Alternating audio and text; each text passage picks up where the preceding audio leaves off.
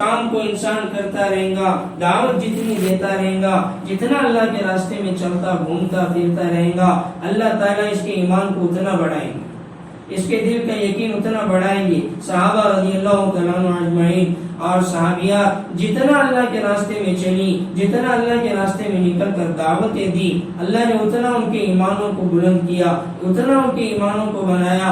ان کے بارے میں آتا ہے کہ ایک جگہ سے پہاڑ ہل سکتے تھے لیکن ان کے ایمان میں ذرہ برابر فرق نہیں آتا۔ کوئی بھی زندگی میں چیز ہو تقدیر پر راضی رہتے۔ ایمان یہ تھا کہ میرے زندگی میں جو چیزیں ہو رہی ہیں یہ صرف اللہ کے مرضی سے ہو رہی ہے، جو اللہ نے لکھا ہے وہ ہو کر رہے گا۔ آج دنیا کے اندر جتنا بھی حسد، بغض، کینہ، کپٹ، غیبت، چغلی، یہ ساری چیزیں جو سارے بڑے بڑے گناہ کبیرہ ہو رہے ہیں، یہ سب کے سب تقدیر کی رضا نہ ہونے سے۔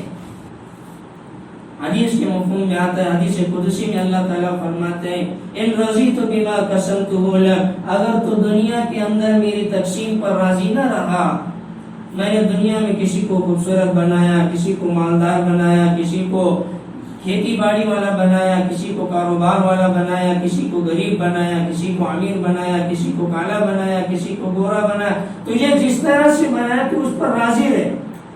اگر تو اس سے راضی نہ رہا، کسی اور کو دیکھ کر حسد کرنے لگا کہ اللہ نے اسی کو مال دیا، مجھے غربت میں رکھا، اسے خوبصورت بنایا، مجھے بدصورت بنایا، اگر اس لہجے کے اندر تو زندگی گزار رہا ہے، اس حسد کے اندر تو اگر زندگی گزار رہا ہے، تو اللہ تعالیٰ فرماتے ہیں رضیت بما قسمتہ لک، میری تقسیم پر تو راضی نہ رہا تو پھر میں تجھے کیا کروں گا، رحت قلبک و بدنک، تیرے جسم کو اور تیرے دل کو بے چین کر کے رکھوں۔ اگر راضی رہا تو کیا کروں گا، رحت قلبک و بدنک، تیرے جسم کو اور تیرے دل کو ٹھنڈا کر دوں گا۔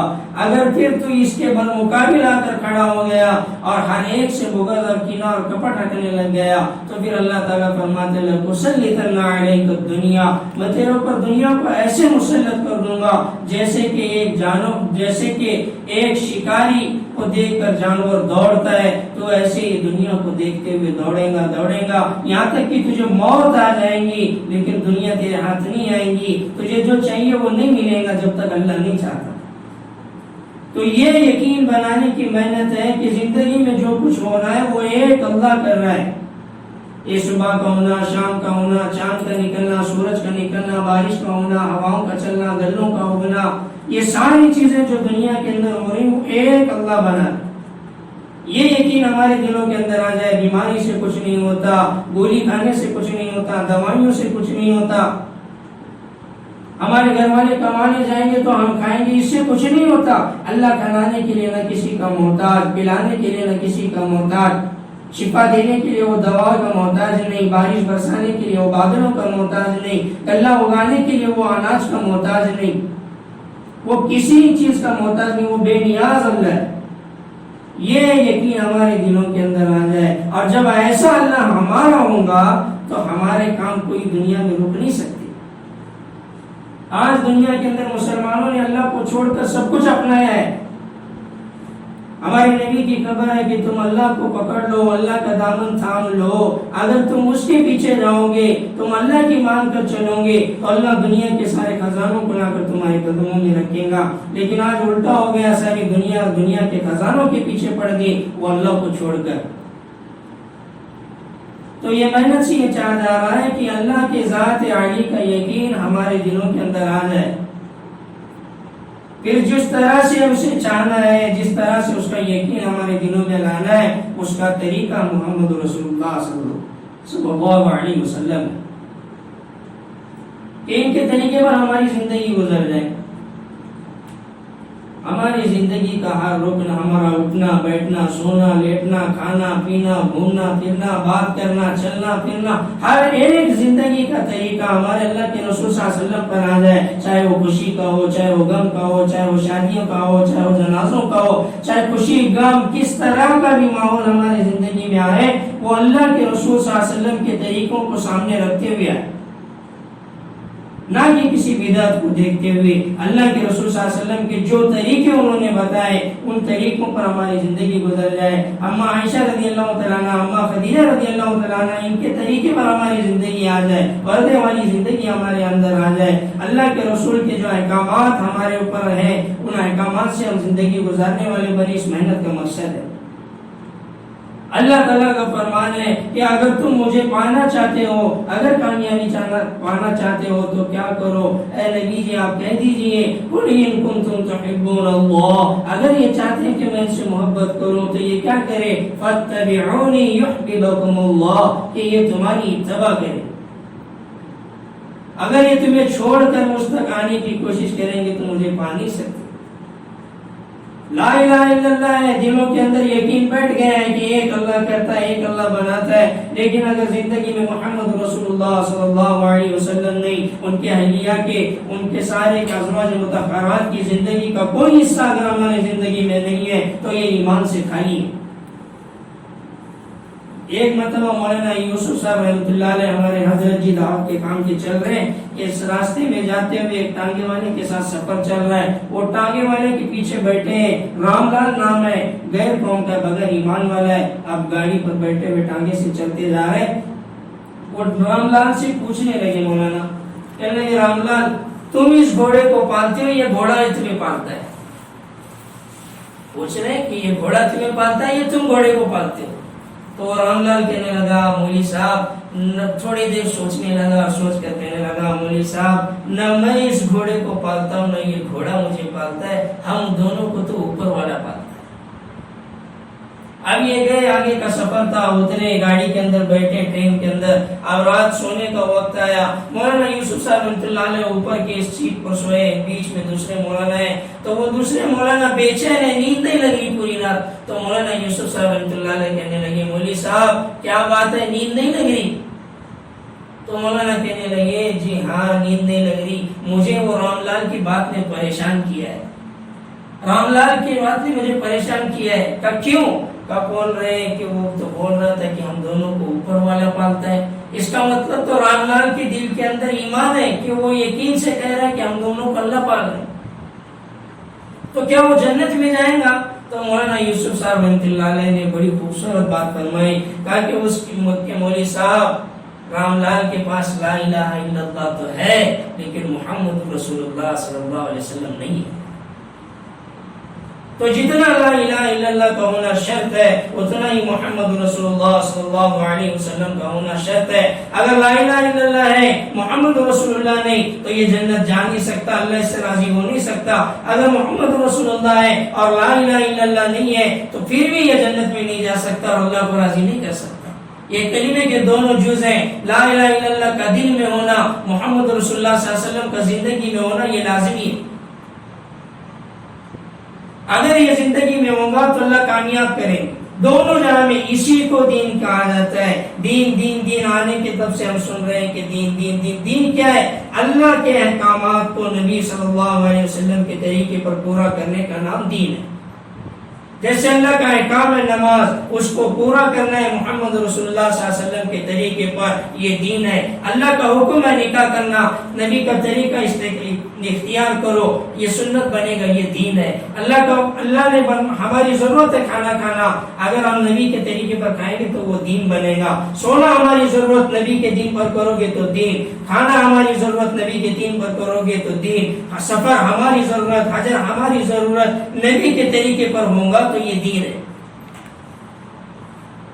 بشرط یہ ہے کہ دین زندگی میں آ جائے، اللہ کے رسول صلی اللہ علیہ وسلم کے سارے طریقے ہماری زندگی میں آ جائے. ان کے کھانے کا طریقہ، ان کے بیٹھنے کا طریقہ، ان کے چلنے کا طریقہ، ان کے بات کرنے کا لہجہ، کیسے ان کے ازواج مطہرات زندگی کو گزار کر چلی گئی، کیا حیادار زندگی گزار کر چلی گئی، ایسی پردے والی زندگی گزار کر چلی گئی کہ آج 1444 ہجری چل رہی ہے، آج بھی ان کے ناموں کی مثالیں دی جاتی. حضرت اللہ کے نبی صلی اللہ علیہ وسلم اما عائشہ رضی اللہ تعالیٰ عنہ کے گھر گئے تو اما فاطمہ رضی اللہ تعالیٰ عنہ کے گھر گئے تو جانے کے بعد باہر سے آواز لے آئی بیٹی میں ہوں. تو وہ کہنے لگی ابا میرے پاس آپ اندر نہیں آ سکتے, میرے پاس پردے کے لیے کچھ نہیں ہے.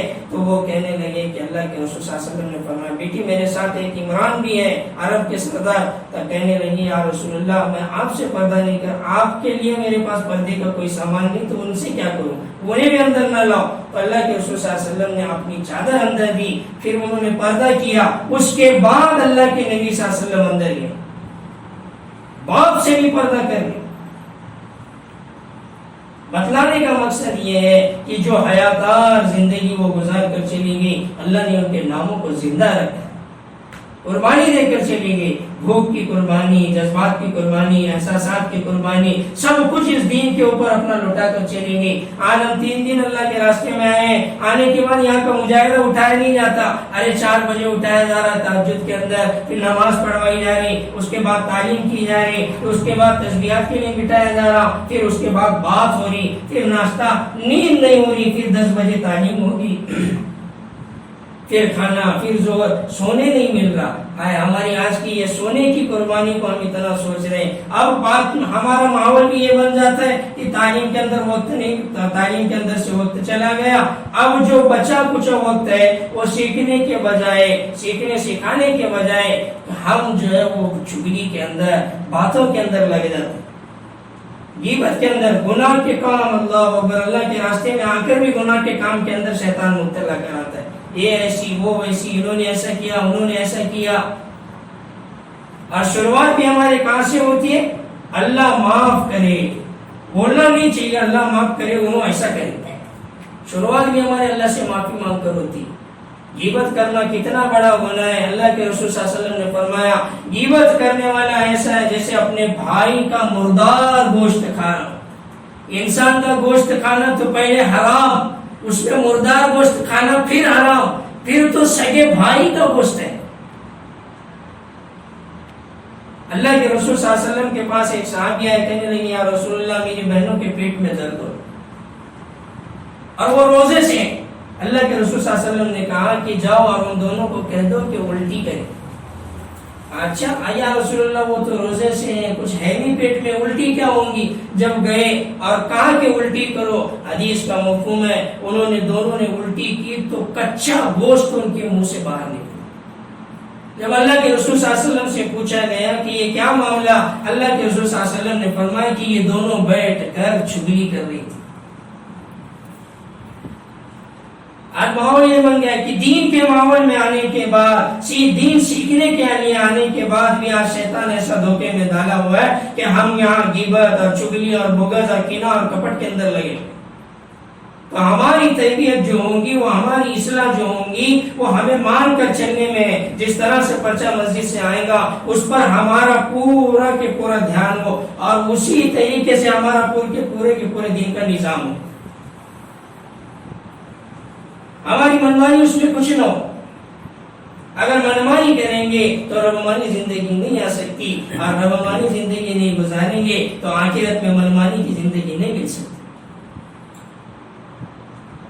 تو اسی لیے ہمارے لیے ابھی جو یہ قیمتی وقت نکالا ہے کہ 72 گھنٹے اللہ تعالیٰ نے ہمیں اس کے راستے میں نکلنے کی توفیق دی ہے. ہم اسے قیمتی کیسے بنائیں, اس کا پل پل, اس کا منٹ ہمارے لیے کیسے قیمتی ہو جائے, یہ ہمارے ذمہ کہ میرا سونے میں کتنا وقت جا رہا, میرا تعلیم و تعلم میں کتنا وقت جا رہا, میرے اللہ سے مانگنے میں کتنا وقت جا رہا, میرا تلاوت میں کتنا وقت جا رہا, میری تسبیحات میں کتنا وقت جا رہا. یہ ہمارے ذمہ. شیطان ایسا دھوکہ دیتا ہے کہ چلو اب 2.5 گھنٹے تعلیم کیے, اب تک تو دین ہی سیکھ رہے تھے, اب چلو تھوڑی باتیں کر لیں. اب اس کے اندر یہ 2.5 گھنٹے کمائی ہوئی نیکیوں کو شیطان 2 منٹ کے اندر غیبت کروائے گا اور سارے کے ساری نیکیوں پر پانی پھیر دیں. اس کے لیے بولتے نا کہ اللہ کے راستے میں نکلنے کے بعد سب سے بڑا کنٹرول جو رکھو وہ اپنی زبان پر رکھو. زبان سے کوئی بات نہ نکالو, فضول بات نہ نکلے, لائنی باتیں ہماری زبان سے نہ نکلے. تو زندگی گزارنے کا ہمیں جو طریقہ بتا کر گئے اللہ کے رسول صلی اللہ علیہ وسلم، اس طریقے پر ہماری زندگی آ جائے، احکامات جو اللہ کے ہمیں سنا کر گئے وہ احکامات ہماری زندگی کے اندر آ جائے۔ نماز ہماری زندگی کے اندر موت تک فرض ہے، ایک دن چھٹی نہیں ہے، موت تک ہمارے لیے نماز فرض ہے۔ جب نماز فرض ہے تو اسے ادا کرنا پڑے گا، اور جو طریقہ بتلایا گیا اس طریقے پر ادا کرنا پڑے گا۔ جس خشوع اور خضوع کے ساتھ پڑھنے کے لیے کہا گیا اس خشوع و خضوع کے ساتھ پڑھنا پڑے گا، اللہ کے دھیان و توجہ کے ساتھ پڑھنا پڑے گا۔ آج ہم جب آ کر مصلی پر کھڑے ہو جاتے ہیں تو عورت کھڑی ہوگی تو اس کا دھیان جائے گا کپڑے دھونے ہیں، کھانا پکانا ہے، بچے کیا کر رہے ہوں گے۔ مصلی پر جانے کے بعد اللہ کے سامنے کھڑے ہونے کے بعد اس کا دھیان و توجہ اولاد کی طرف، اس کی دھیان و توجہ کپڑوں کی طرف، مرد کھڑا ہونا ہے تو وہ اللہ کی طرف دھیان و توجہ دینے کے بجائے دکان و مکان کی طرف اس کا دھیان و توجہ، کاروبار کی طرف اس کی دھیان و توجہ۔ حدیث کے اندر آتا ہے جب بندہ اللہ کے سامنے آ کر کھڑا ہوتا ہے اور اللہ اکبر کہتا ہے تو اللہ تعالیٰ ساتوں آسمان کے دروازوں کو کھول دیتا ہے اور فرشتوں سے کہتا ہے کہ دیکھو میرا بندہ میرے سامنے حاضری دینے کے لیے آیا ہوگا۔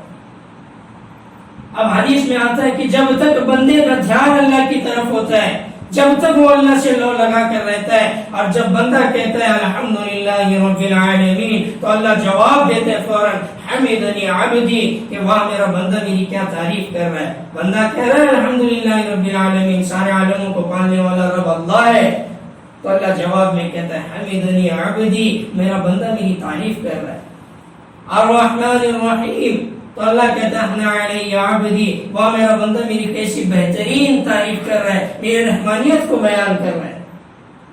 مالک یوم الدین، تو اللہ فوراً جواب میں کہتا ہے مجدنی یا عبدی، بندہ میرے بزرگیت کو بیان کر رہا ہے، میں قیامت کے دن کا مالک ہوں، بے شک تو میری بزرگیت کو بیان کر رہا ہے۔ تو پھر آگے بندہ کہتا ہے ایاک نعبد و ایاک نستعین، تو پھر اللہ جواب میں کہتا ہے ھذا بینی و بین عبدی، یہ میرا اور میرے بندے کا معاملہ ہے۔ ایاک نعبد، اللہ تجھی سے چاہتے ہیں، تیری عبادت کرتے ہیں، و ایاک نستعین، تو جواب میں اللہ کہتا ہے ھذا بینی و بین عبدی، یہ میرا اور میرے بندے کے درمیان کا معاملہ ہے۔ اس کی ہوئی تعریف سے میں خوش ہوا۔ اب اللہ مطالبہ کرتا ہے کہ مانگ میرے بندے، ما سائل، اب تو مانگ جو مانگنا ہے میں تجھے وہ عطا کروں گا۔ تو شریعت نے مانگنے کے لیے ہدایت کو فرض کیا ہے، ہدایت کا مانگنا شریعت میں فرض ہے، اسی لیے اور یہ نبی سے بھی بلوایا، صحابہ سے بھی اللہ نے بلوایا ہے۔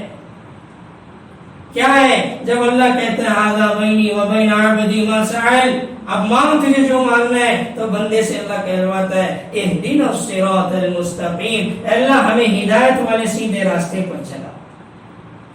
اتنی خوبصورت نماز دی کہ اس سے اللہ سے لینے کا ذریعہ بنا، وہ اللہ سے لو لگانے کا ذریعہ ہے، لیکن بندہ بندی جب کھڑا ہو رہا ہے مصلی کے اوپر تو اس کا دھیان کسی اور کی طرف۔ حضرت یوسف علیہ السلام کو یعقوب علیہ السلام سے اللہ تعالیٰ نے 40 سال تک جدا رکھا، 40 سال تک، بچپن سے لے کر وزیر بننے تک انہوں نے اللہ نے ان دونوں کو دور رکھا۔ جب وہ ایک وقت آیا ملانے کا تو یعقوب علیہ السلام سے اللہ نے کہا کہ یعقوب جانتے ہو یوسف سے کیوں جدا کیا تھا؟ کہ بہت لمبا واقعہ ہے، مجھے مقصد بتانا ہے کہ بہت اللہ نے فرمایا کہ یعقوب جانتے ہو کیوں تمہیں اس سے دور کیا تھا؟ ایک مرتبہ تم نماز پڑھ رہے تھے اور تمہارے بازو میں یوسف لیٹا ہوا تھا، رو رہا تھا، تمہارا دھیان چلا گیا کہ کیا ہوا ہے، بے چینی آئی دل کے اندر، میرے بچے کو کیا ہوا، کیوں رو رہا ہے؟ اس توجہ کے جانے سے مجھے گوارا نہیں ہوا کہ نبی ہو، باپ بھی نبی ہو، بیٹا بھی نبی ہو، پوتا بھی نبی ہو، اور ایسی حالت کے اندر تمہارا دھیان میرے سے ہٹ کر بچے کی طرف جا رہا ہے، میرے سے زیادہ تجھے بچے کی محبت دل کے اندر بیٹھ گئی، اسی لیے 40 سال تک تمہیں جدا رکھا، اور ایسی جدائی دی کہ روتے روتے یعقوب علیہ السلام کی آنکھوں کی روشنائی چلی۔ ایک غلطی، ایک کوتاہی کی بیٹی کی محبت۔ تو آج ہم سوچیں کہ ہماری زندگیوں میں، ہمارے دماغوں میں کیا ہے؟ ہم نماز کے لیے کھڑے ہوئے اور دماغ ہمارا کرلوسکر واڑی میں چل رہا ہے، یا نماز کے لیے کھڑے، بچوں کی طرف دماغ، کھایا ہوگا کہ نہیں، پیا ہوگا کہ نہیں۔ اللہ کے راستے میں چلنے والے صحابہ اور صحابیات ایسے چلتے تھے کہ بچوں کی کوئی فکر نہیں۔ ام سلمہ رضی اللہ تعالیٰ عنہ ایک صحابیہ ہے جو نئی نئی مسلمان ہوئی ہے، اپنے بچے کو لایا اور اللہ کے نبی صلی اللہ علیہ وسلم کے سپرد کیا کہ اسے لو اور دین کی بھی محنت کرو، اسے دین سکھاؤ۔ اب وہ لے جایا، اس بچے کو اصحاب صفہ کے اندر بٹھایا۔ اب وہ اصحاب صفہ کا ایک چبوترا ہے، اس کے اوپر بیٹھے ہیں اور یہ محنت چلنے لگی۔ کئی دن گزرنے کے بعد اس بچے کا انتقال ہو گیا۔ اب حضرت ام سلمہ رضی اللہ تعالیٰ عنہ کو یہ معلوم نہیں کہ اپنے بچے کا انتقال ہوا ہے۔ اللہ کے رسول کو خبر دی گئی، آپ صلی اللہ علیہ وسلم آئے، کہا کہ اس کی ماں کو بتلایا ہے؟ کہ نہیں بتلایا۔ کب بتاؤ؟ آپ بتانے تک اس کا جنازہ پورا تیار کیا گیا، نہلا دھلا کر کفن پہنا کر جنازے میں رکھا گیا۔ اب نماز پڑھنی باقی ہے تو اس کے ماں سے بتلایا گیا ہے کہ بھئی تیرا بچے کا انتقال ہوا۔ کہا اچھا۔ وہ آئی روتے روتے، کسی سے نہیں کہا، نہ وہاں اللہ کے رسول موجود ہے، وہاں صحابہ موجود ہے، حضرت ابوبکر صدیق موجود، حضرت عمر موجود، حضرت عثمان غنی موجود، حضرت علی بن ابی طالب موجود، کسی بڑے بڑے صحابہ عشرہ مبشرہ وہاں موجود ہیں۔ کسی صحابی سے، کسی نبی اور نبی سے کسی سے نہیں کہا کہ یا رسول اللہ آپ اللہ سے دعا کریں میرا بچہ زندہ ہو جائے، اے نبی اللہ آپ دعا کریں میرے بچے کو اٹھائیں، کسی سے نہیں کہا۔ اب بلایا ہے، رخصتی کا معاملہ ہے۔ جب ماں دیکھ رہی بچے کے چہرے کو اور ماں دیکھنے کے بعد کہنے لگی کہ تم مجھے مصلی لا کر دو، میں 2 رکعت نماز پڑھنا چاہتی ہوں۔ اب لایا گیا مصلی، اب اس کے پر بیٹھی 2 رکعت نماز پڑھنے لگی اور پھر دعا کرنے لگی، آمنت بک حجرن، اے اللہ تو اسے اگر ابھی زندہ نہیں کرے گا تو یہ میرے کسی تو اسے قیامت کے دن زندہ کرے گا تو یہ میرے کسی کام کا نہیں ہے، اگر تو ابھی سے اٹھا لے گا، اللہ میں نئی نئی ایمان کے اندر آئی ہوں، میرا قبیلہ میرا خاندان مجھے تانا دے گا کہ تو نے دین کو چھوڑ دیا، نئے دین کو اختیار کیا، تو تیرے اوپر ہمارے خداؤں نے یہ لعنت برسائی، اللہ تو اسے زندہ کر، اگر آج اٹھائیں گا تو میں منہ دکھانے لائق رہوں گی، میں سینہ تان کر چلوں گی ان سب کے سامنے، میں اللہ پختہ رہوں گی اپنے ایمان کے اندر۔ جب یہ دعا کی ہے، صحابہ فرماتے ہیں کہ ہمارے سامنے وہ مردہ بچہ اٹھ کر بیٹھ گیا۔ پھر حضرت اللہ کے نبی صلی اللہ علیہ وسلم کا دور چلا گیا، ابوبکر صدیق رضی اللہ تعالیٰ عنہ کا دور چلا گیا، عمر فاروق کا دور چلا گیا، حضرت عثمان رضی اللہ تعالیٰ عنہ کے دور تک یہ بچہ زندہ رہا۔ حضرت انس رضی اللہ تعالیٰ عنہ فرماتے ہیں جیسے کہ وہ جنازے سے اٹھا ہم لوگوں کے ساتھ بیٹھ کر کھانا کھایا۔ یہ نماز تھی، یہ اللہ سے اللہ تھا۔ ہماری نمازوں میں دھیان ہی نہیں ہے، ہماری یا ان کے صحابہ کی نمازوں سے اولادیں زندہ ہو رہی، مرے ہوئے لوگ زندہ ہو رہے، ہماری نمازوں سے سر کا درد زندہ نہیں کم نہیں ہو، سر کا درد نہیں کم۔ تو اس کے لیے ہماری زندگی کے اندر اللہ کے ذات علی کا وہ یقین آ جائے جو مطلوب ہے۔ اللہ کے لیے جو مطلوب، اللہ کیا کہہ رہے ہیں، یا ایھا الذین آمنوا آمنوا، اے ایمان والو ایمان لاؤ، کیسا؟ جیسا صحابہ نے لایا، اللہ کی ذات پر پورا یقین، یہ سب کچھ کرنے والی ذات اللہ کی۔ پھر اس کے بعد کے اگلے معاملات، یہ جو صفات ہمیں گنائے جاتے ہیں، ان صفات کے آنے کے بعد انسان بنتا ہے، ورنہ اللہ تعالیٰ تو ایک جگہ فرماتا ہے اولئک کالانعام، تم جانوروں سے بھی بدتر ہو۔ ایک جگہ اللہ تعریفیں فرماتے تم اشرف المخلوقات ہو، دوسری جگہ اللہ فرماتے کہ تم اپنے آپ پر غور کرو کہ میں نے تمہیں کتنا خوبصورت بنایا ہے، یہ تعریف کر رہے ہیں۔ پھر آگے اللہ فرماتے ہیں کہ اگر تمہارے اندر ایمان کی صفت نہیں ہے، تمہارے اندر یہ اعمال کی صفت نہیں ہے، تو اللہ فرماتے ہیں اولئک کالانعام، یہ جانور اور تم برابر ہو، کوئی فرق نہیں ہے جانور اور انسان میں اگر صفات سے خالی ہے۔ تو یہ بتائے جانے والے صفات، ایمان، نماز، علم، ذکر، اکرام، یہ سارے جو صفات بتلائے جا رہے ہیں کہ اللہ کی رضا اور اللہ کے راستے میں نکل کر دعوت کا دینا، یہ سارے صفات جانوروں کی سب سے نکال کر انسان کی سب میں کھڑا کرتے ہیں، ورنہ جانور بھی تو زندگی گزار رہے ہیں۔ آج انسان دعویٰ کرتے ہیں کہ ہمیں اللہ کے راستے میں نکلنے ٹائم نہیں، میرے 2 بچے 3 بچے، بیوی ہے، گھر والے، ان کو سنبھالنا ہے، ان کو پالنا ہے۔ ارے پالنے والی ذات اللہ کی ہے، ایک کتا بھی اپنے بچوں کو پالتا ہے، کتی کتنے 10 12 بچے لے کر گھومتی ہے، وہ سب کو پالنے کی نہیں پالتی، پالنے والی ذات اللہ کی ہے۔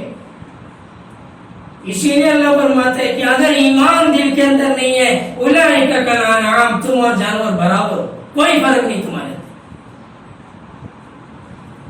تو اس کے لیے ہم جو یہ 72 گھنٹے لگانے کے لیے آئے ہیں، جو اللہ کے راستے میں 3 دن نکلے، یہ معمولی 3 دن نہیں ہے، یہ راستہ اتنا اونچا راستہ ہے کہ اس کے اندر حدیث کے مفہوم میں آتا ہے جب یہ لوگ چلتے پھرتے ہیں، چلت پھرت کرتے ہیں، ان کے اوپر، جسم کے اوپر، ان کے کپڑوں کے اوپر لگنے والا جو گرد و غبار ہے، اللہ تعالیٰ قیامت کے دن اس گرد و غبار کو بھی تولے گا۔ جہاں یہ گرد و غبار لگے گا، حدیث کے مفہوم کے اندر آتا ہے کہ جہنم کی آگ تو کیا دھواں بھی حرام ہے، دھواں بھی حرام۔ اتنا بڑا اس کیا فضیلت ہے اس راستے کی، بہت اونچا راستہ ہے، نبیوں والا راستہ ہے۔ اللہ تعالیٰ ہمیں اس راستے میں موت تک لگے رہنے کی توفیق عطا فرمائے، ایمان کو بنانے کی توفیق عطا فرمائے، اور موت تک اخلاص کے ساتھ اس کام کو کرتے رہنے کی، اس کام کو کرتے کرتے مرنے کی، مرتے مرتے کرنے کی توفیق عطا فرمائے۔ اللہ تعالیٰ ان تمام کہی گئی باتوں پر عمل کرنے کی توفیق عطا فرمائے، جو ہدایات دی گئی ہیں ان ہدایات پر عمل کریں۔ سبحان اللہ وبحمدہ، سبحانک اللہم وبحمدک، واشہد ان لا الہ الا انت، استغفرک واتوب الیک۔ اللہم صل علی محمد النبی الامی وعلی آل محمد وبارک وسلم تسلیما کثیرا کثیرا۔